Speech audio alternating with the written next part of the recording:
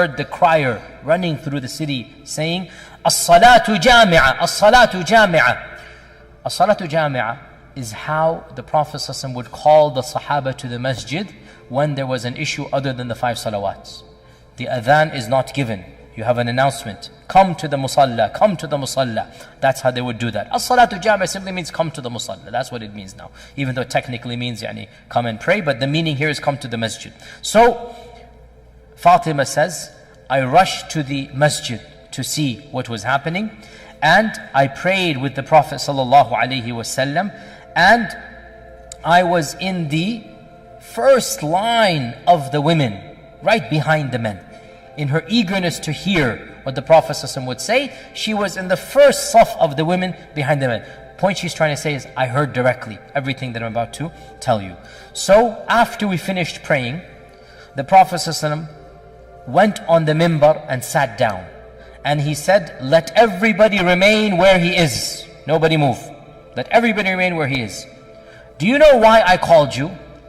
They said, Allah and His Messenger know best. He said, I did not call you today to give you an advice or a lecture to cause you to cry or to fear Allah. That's not the reason. Maw'idah, no khatira today. I didn't call you. But rather, I came to tell you what Tamim ad-Dari came to inform me. Tamim ad-Dari. Who is Tamim ad-Dari? I have a lecture about him online very briefly, about one of the, my series about the Sahaba.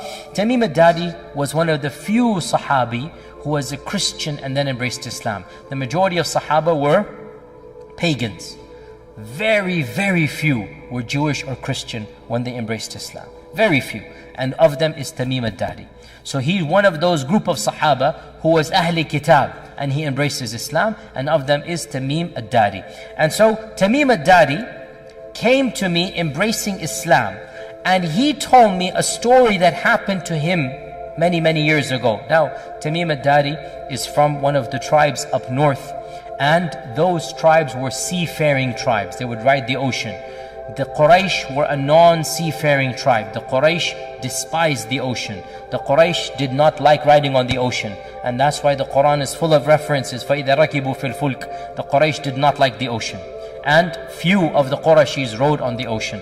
And that's why when our Prophet ﷺ saw a dream where some of his own Sahaba were riding the oceans, conquering other lands, he laughed and he said, I saw my own ummah shall be riding on the waves like kings, riding horses and steeds, galloping, and they shall be conquering, oceans. And so Tamim ad-Dari, he came to embrace Islam. And he came in the 9th year of the Hijrah, and he came to, in those days they sent the delegations to embrace Islam. And when he came, he told the Prophet ﷺ about something that happened to him many, many, many years ago. He said, Ya Rasulullah, let me tell you an interesting story. Let me tell you something that when I was an earlier young man, a Christian, this is what happened to me. So when he told this story, the Prophet ﷺ then called the Sahaba and said, here is Tamim ad-Dari, let me tell you what he told me. That's the hadith here, okay? Now, it's a very long hadith, and you will find it. Where will you find it, guys?